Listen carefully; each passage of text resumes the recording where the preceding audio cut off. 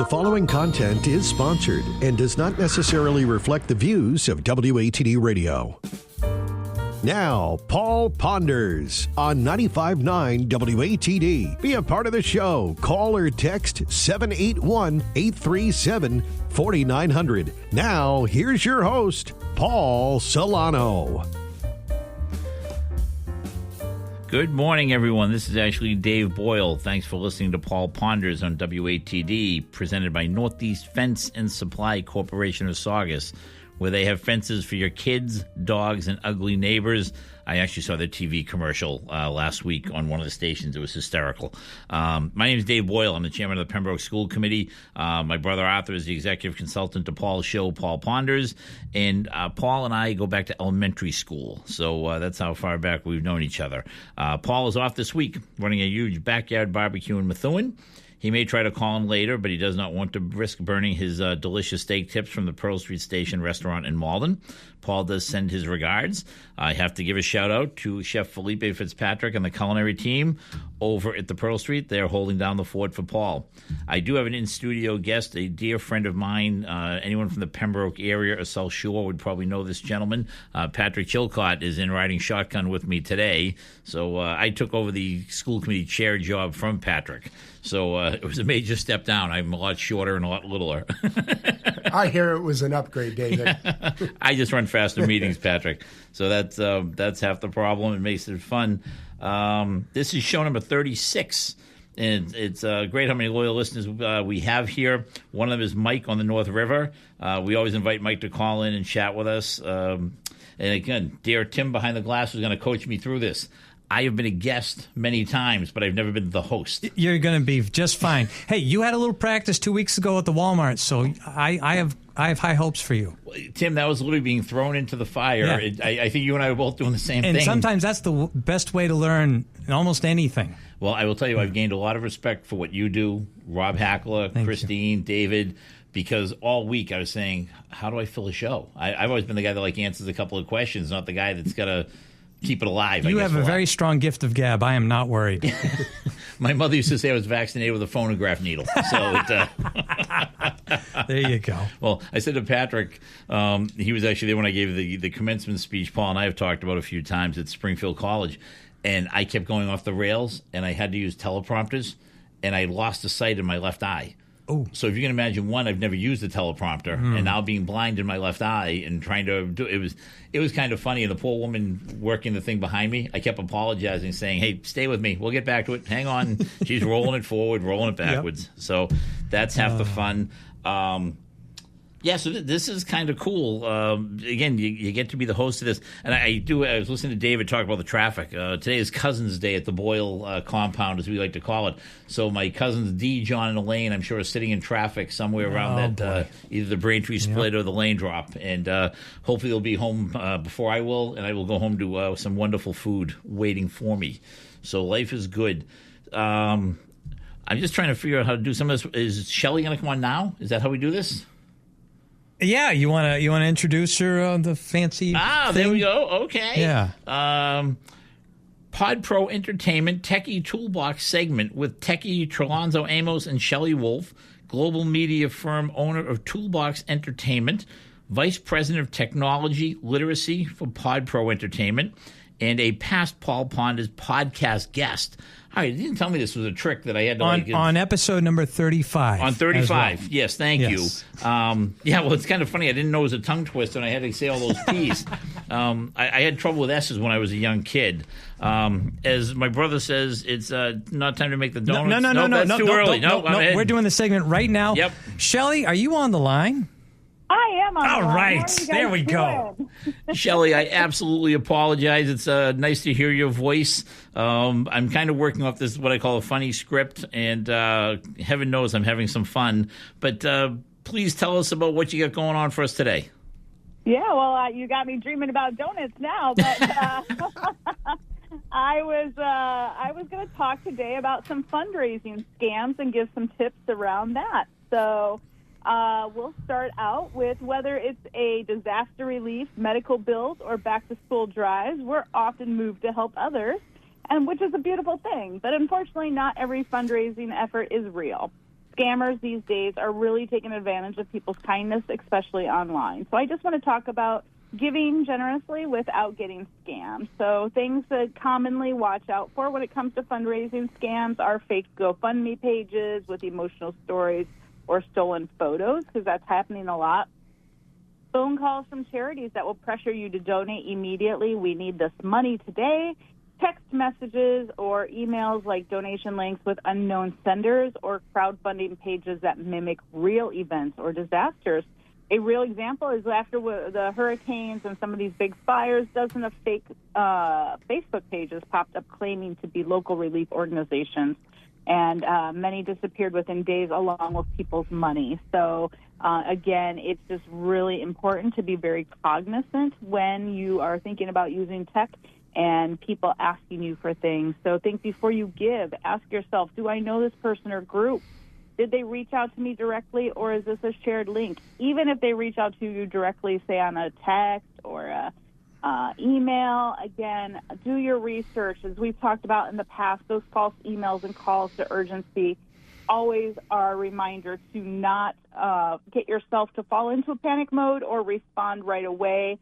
Do that research, find out if you can find that information somewhere else online, make sure it's legitimate, whether, say, you were helping someone that you heard has been in a car accident, or see if you can just find any news articles or anything online to support that and to support that it's real, or, again, call the person specifically and reach out to them directly and just confirm that it's legitimate. You can also, a tech tip is reverse image search the fundraiser's photo to see if it's been stolen from somewhere else. Again, people clone Facebook sites, they clone Instagram stuff. So, again, you just want to be very careful of that, but you can definitely snapshot that picture, use Google Lens, and see if it's coming from anywhere else. Use Google or Charity Navigator to research your organizations that you want to be donating to. Again, obviously, you want to look at larger organizations like the Red Cross or, different charities, breast cancer charities, the different ones that are legitimate names out there. So smart ways to verify a fundraiser: stick to trusted platforms, GoFundMe, GiveButter, or Mighty Causes. These are sites that do vet their fundraisers. All official nonprofits will list on their donation pages for their websites. Again, tips to look for details of who's organizing it, who receives the funds, and updates from the organizer. Be wary of fundraisers with vague stories, no photos, and tons of emotional language. That's where they get people, is that emotional language. So you want to be very clear. Like, if it's tons of emotional language but no specifics about the person, that could be a real tip that, this is not good. Also, check the URL that's up in your web browser. Scammers often fake sites and duplicate and clone those sites using misspelling. So, for example, Red Cross, they might spell it red and then cross as a CROSZ.org versus Red Cross. So, again, just simple tips to think about. Donate safely. Use safe payment methods, credit card or PayPal. Never wire money or pay with gift cards. Amex is a best credit card to use if possible. They, really work with you when there's problems. Avoid clicking links in emails and go directly to the source. Always keep records of your donation in case you do need to dispute it. And bonus, if you receive a sketchy message from a friend asking for donations, contact them directly. Their accounts may have been hacked. Again, red flags to watch for are urgent pressures. We need your donation right now.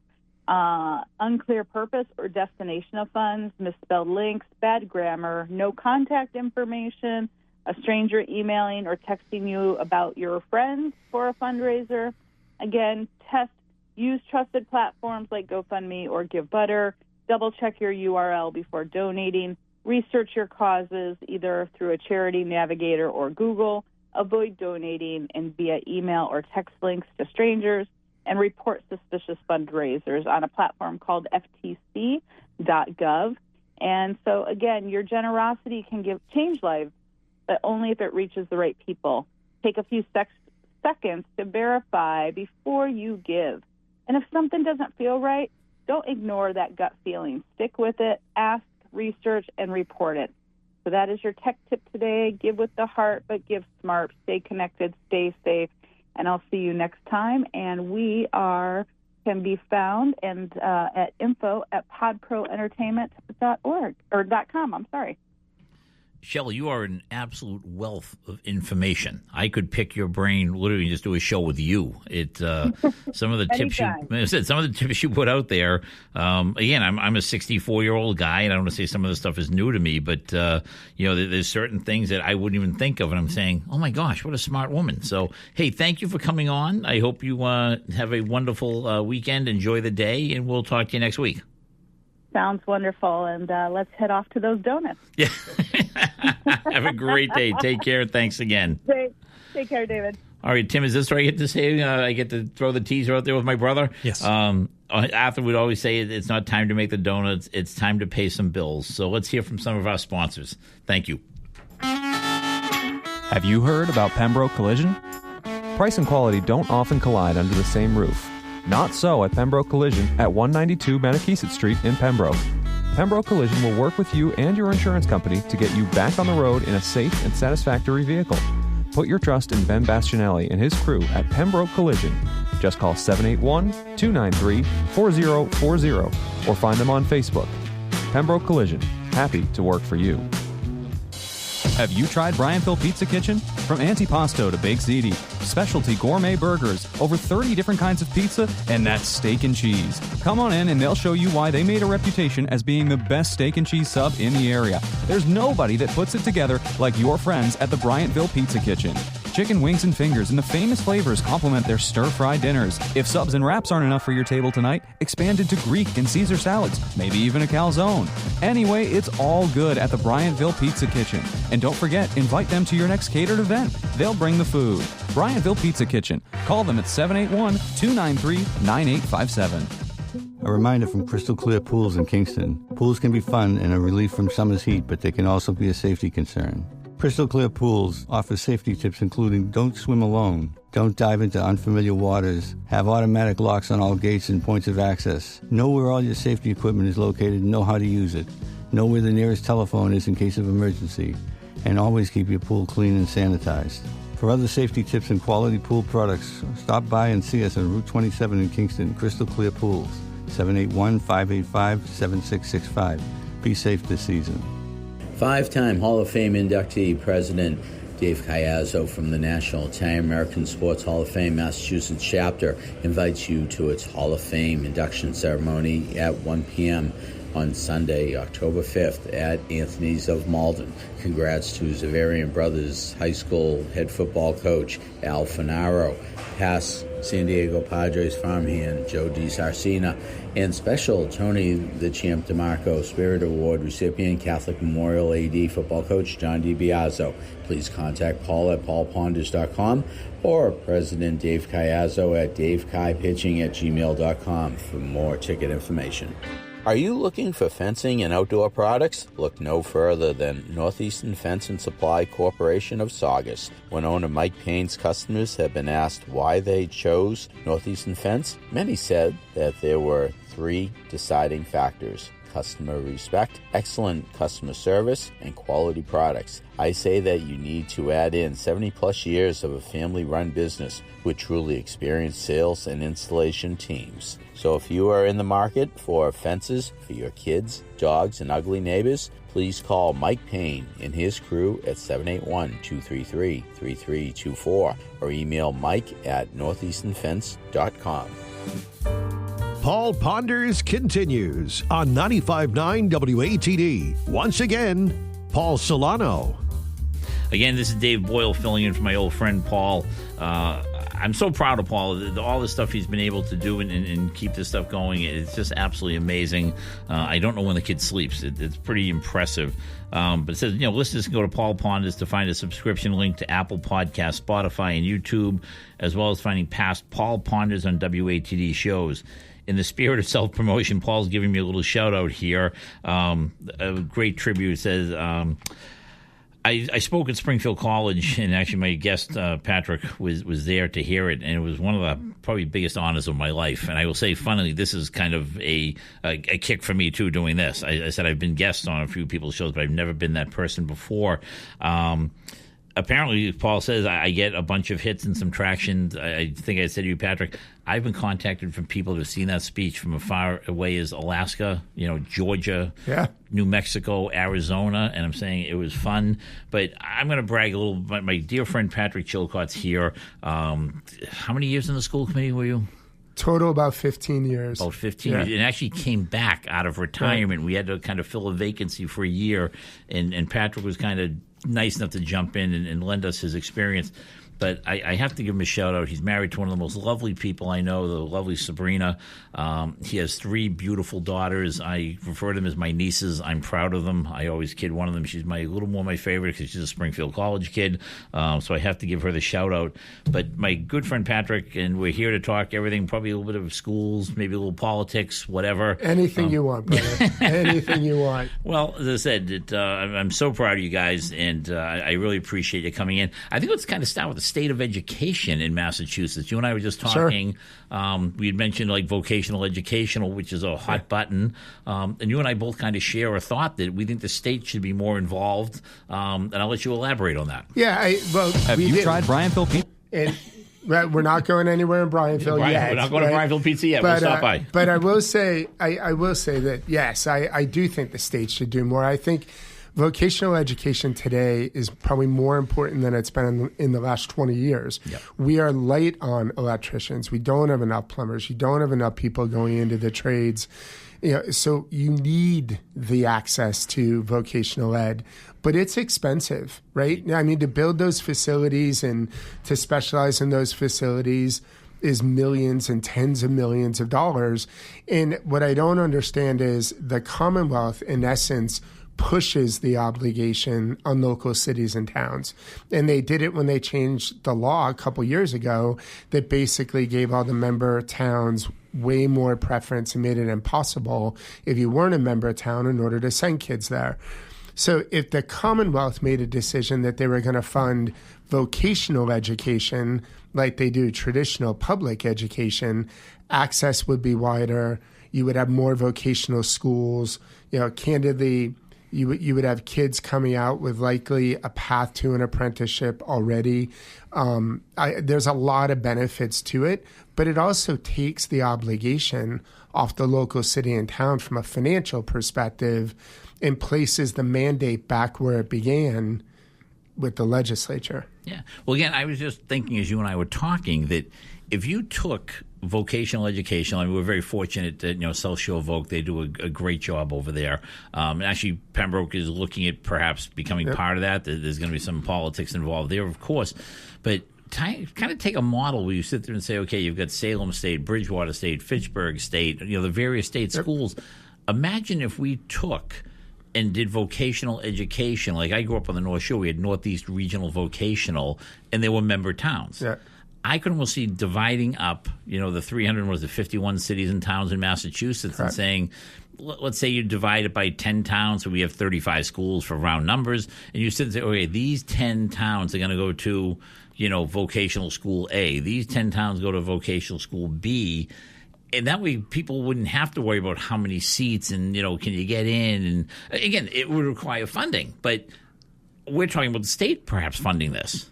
Well, I think so. Remember, right? The state funding, it's not free. Oh, we all fund it. We all pay for it, within our tax base. But the reality, and what's frustrating, as you know, from being on the school committee yourself for the past 10 years, is when the state comes down with these mandates and forces cities and towns to come up with the money, it becomes really difficult, right?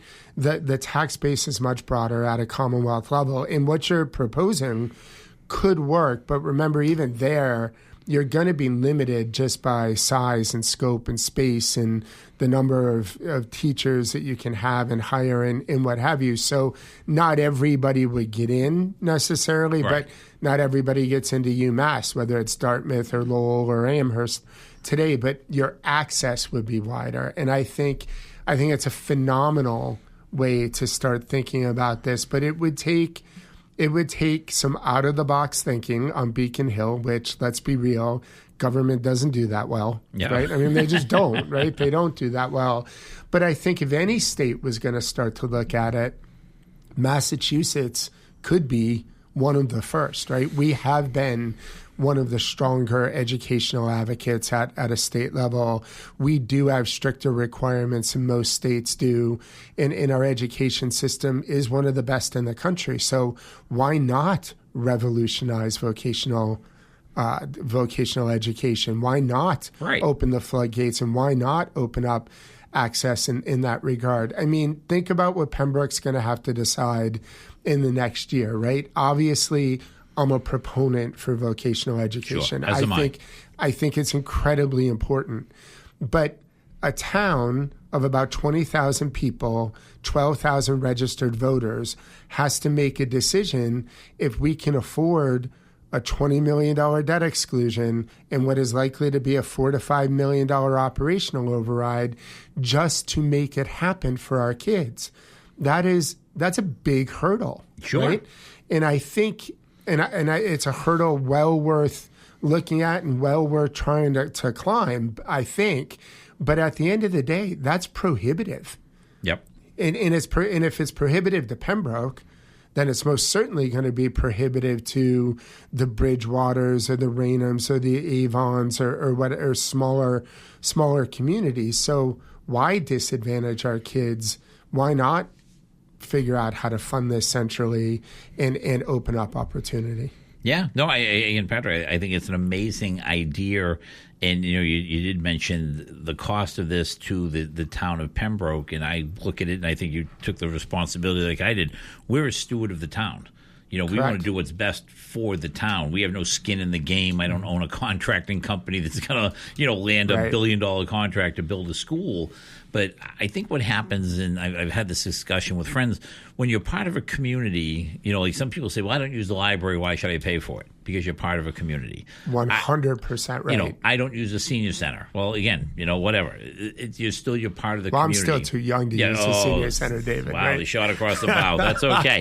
But the different facilities and stuff we have. But if you're part of a community, you have to sit there and say, like, hey, I don't drive on Route 36. I live off 53. You can't pick and choose. So you've got to do it. But what this could end up costing down the road, well, you said, could be prohibitive.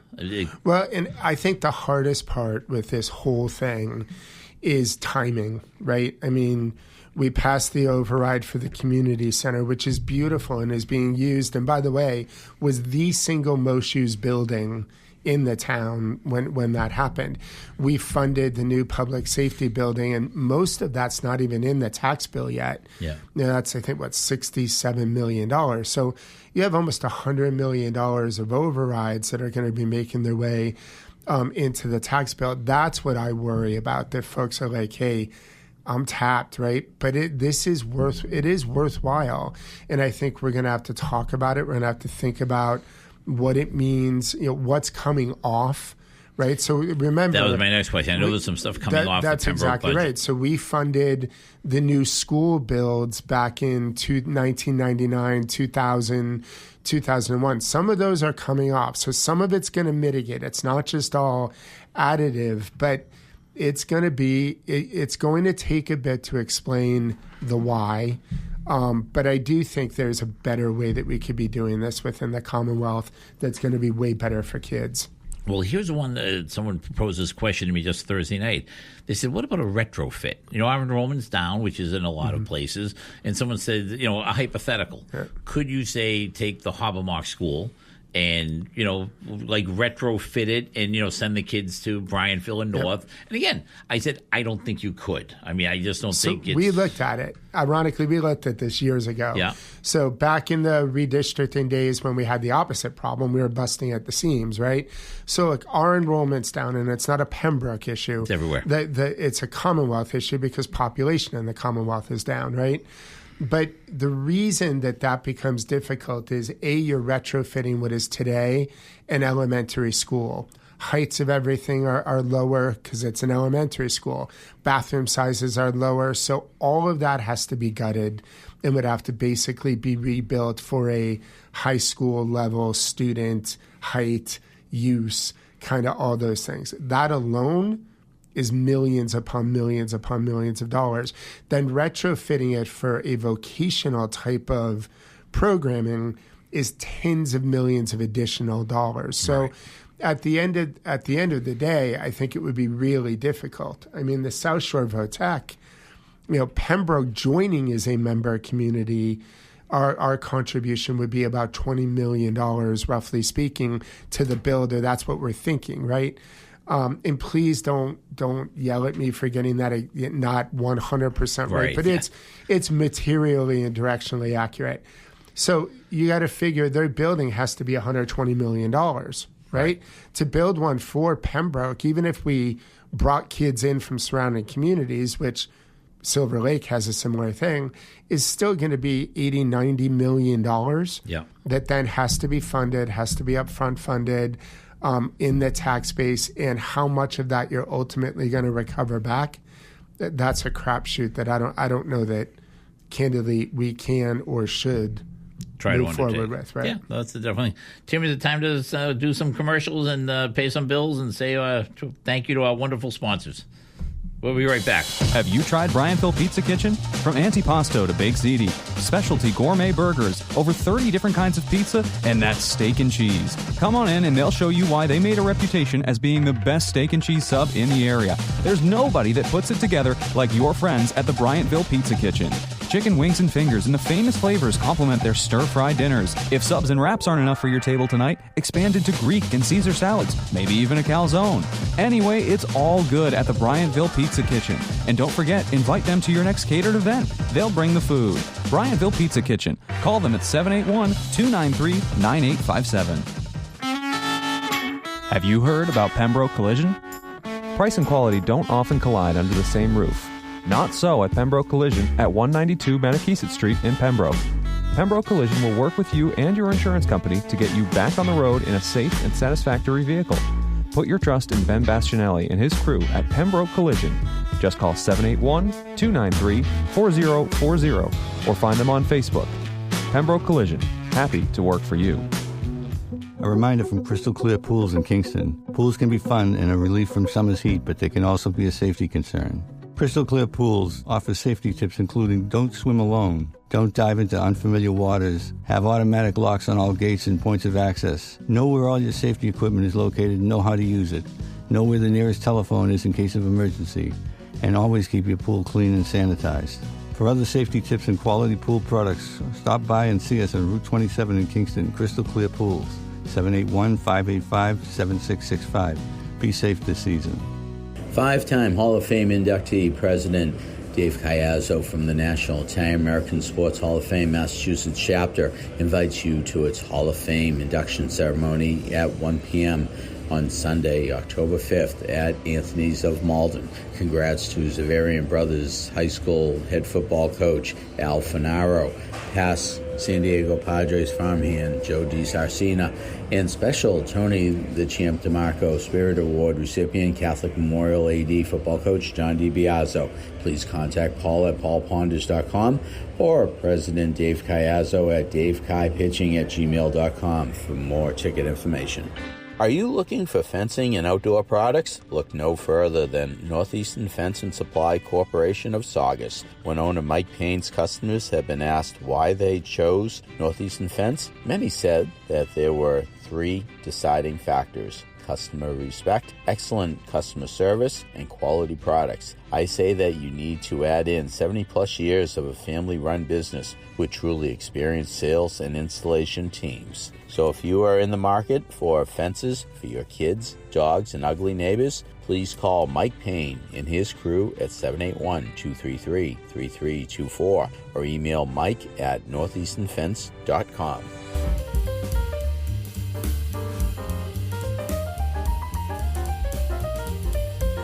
You're listening to Paul Ponders on WATD, taking your calls at 781-837-4900. And now, here's Paul Solano. Except it's Dave Boyle filling in for Paul Solano. I'm kind of a shorter, fatter version with probably a little better tan and a little more hair. So that nothing against that with Paul. Patrick and I were just saying we were going to stay with the education topic, but we, being South Shore people, have to give a shout-out to the Braintree Little League team. Huge shout out. Huge. That if there's any listeners out there in Braintree, hey, we're in your corner. We're cheering for you. We love the South Shore. We love Massachusetts.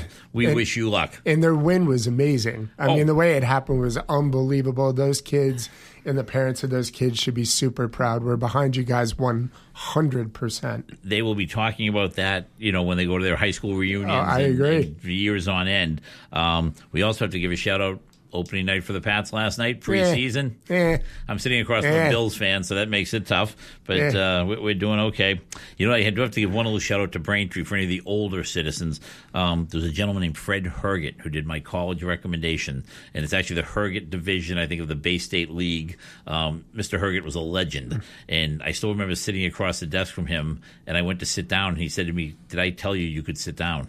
And I was like, oh, boy. And this was my interview for college. I said, I'm in for a long run today. But in fairness, you rode a horse to get there. I'm that old. That's a scary thought. Also, Red Sox on a roll. On a roll.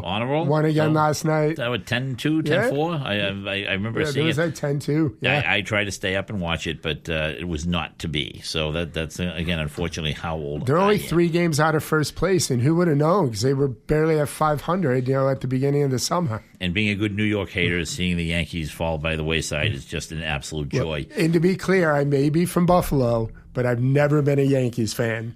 Who do you cheer for in baseball? Red Sox? So Red Sox. Yeah, you were a Northeastern guy. Yeah, I was always a Red Sox fan. Toronto was the backup. Well, it's funny. People have always known me as a Raiders fan. Years ago, I worked for a gentleman doing sport camps, and I had the pleasure of working out on the West Coast. And this is back in the day when Howie Long, who was a Boston kid, was playing for the Raiders, Matt Millen, Lester Hayes, Marcus Allen, and I got to hang out with all these guys. It was like a fantasy dream. You'd talk about doing stuff, and I still remember going out. This had to be about 1981-ish, and I went out to breakfast with Matt Millen and Howie Long to Denny's.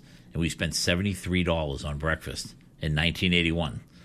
I was not that big of a guy back then. I did not eat that much food. Now, by the way, speaking of fantasy, you joined the Chilcott Fantasy Football Family League this year. I did. So if you lose as badly as we think you are, we may have to come back and do this again and humble one of us. And if one of the girls wins, it's going to be even worse, just to be really clear. We'll be in trouble. I am going to be doing a show on the 23rd, filling in for Paul also, so I'm excited. I do have to give a couple of shout-outs. Pembroke Arts Festival this weekend, Pembroke Days. If you try to drive through Center Street, Route 36, it is madness. It is, but it's worth doing. It is just the talent that you actually see both at the Arts Festival and around at some of the tables is unbelievable. But it did take me an extra 10 minutes to get here. Yeah. And then said they have some entertainment, the farmers market. It's downtown Pembroke is alive right now. Stop by. I call this Americana. That's why I live here. The fire department is having an open house, huge flag. Yep. A bunch of the little kids were going crazy because they could get. I actually asked Sabrina, "Can we stop? I want to get on the truck." Yeah. Right? She's like, "Stop being 12. We're moving on." It's way more fun. I also want to give a shout out to a legend from Pembroke who passed away, Ed Flannery, who had Badge 1. One of the nicest gentlemen I ever knew. Police officer in Pembroke. I have no idea how many years. I'd be guessing. His wife, Linda, worked in the police department for years also. Again, wonderful family, great kids, great grandkids. Ed was a neighbor of mine and will be sorely missed. So I got to tell you, do you mind if I just share a quick story about Ed? So my girls were a little nervous when they were younger about a couple of things that were going on in and around our neighborhood. Ed came to our house, sat at the kitchen table with them in full uniform, explained why they were safe, why they were always going to be safe here, handed each of them a card with his personal cell phone number, and said, if you ever feel unsafe, you call this number, right? Wow. One of the greatest human beings that I've had the pleasure of meeting. Yeah. No, again, just in his, if you went to his wake, I think I waited in line about an hour and a half. Yeah, I believe it. And it moved very slow. Yeah. God love Linda. She did a great job. Also, want to give a quick shout out to the folks at Smith Excavating. They helped me with a project. We did a house cleanup a while back, and literally out of nowhere, these people appeared with, I want to say it's about 5 yards of mulch and stuff that they donated. didn't ask for anything, and I was like, amazing. And actually, Mrs. Smith drove the truck, which was hysterical. She's a little peanut of a thing, I saw her jump down. I'm like going, oh, this is a family business. And again, touching on it, it's Pembroke, helping Pembroke. Well, we have a lot of local family businesses in Pembroke, Sure. right? I mean, I just got done with Abbey Carpet, same thing, family business. I think the more business we can throw to local family, small establishments, the better. They're all over town, and it's not much more money. Sometimes it's less money. Service is better. Support your local business. Yeah, no, definitely. And again, you and I were talking about this earlier. When my lovely wife passed away, who we were all very close, we used to hang out together, I made a commitment that I was going to do one nice thing a day for people. And I was just telling you that you weren't aware that I'm working on starting a nonprofit called the Pembroke Foundation. We'll be talking more about this on the 23rd. We're basically going to raise funds. The subheading, I call it Pembroke Helping Pembroke. So we're going to ask people to come, and we're going to do a beer and wine tasting on September 18th down the rec center, 6:30 to 8:30. All the stuff is donated, but we're going to sell T-shirts, and we'll have raffle tickets, and we've got some Bruins tickets, Celtics tickets, all that.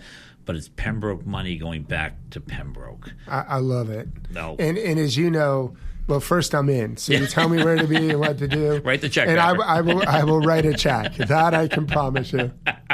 Yeah, and it'll be, again, a 501c3, legitimately set up, but it's 4 or 5 people right now that care about Pembroke. And I'm not saying other people don't, but the more we get the mission out, people saying, you want to hang a sign or a poster in my store. In the post office offered me, like, what can I do to help? It's been great. But that's how this stuff starts, right? I mean, it starts with neighbors helping neighbors in a small group coming together with great intent that have the ability to sort of garner interest and garner support, raise a little bit of money. And look, if we can help our neighbors, that's kind of what we're here for.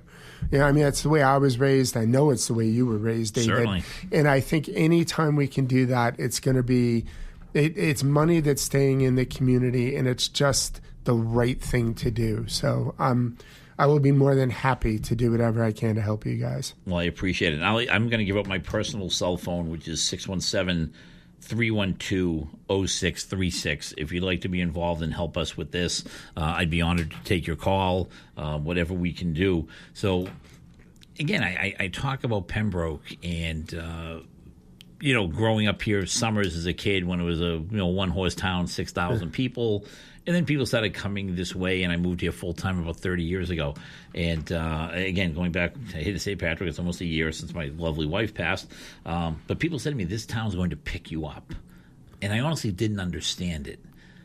And, boy, did it ever.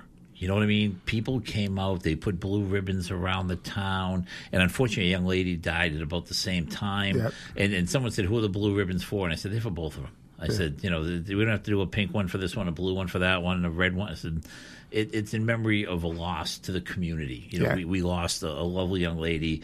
Of course, I lost my lovely wife.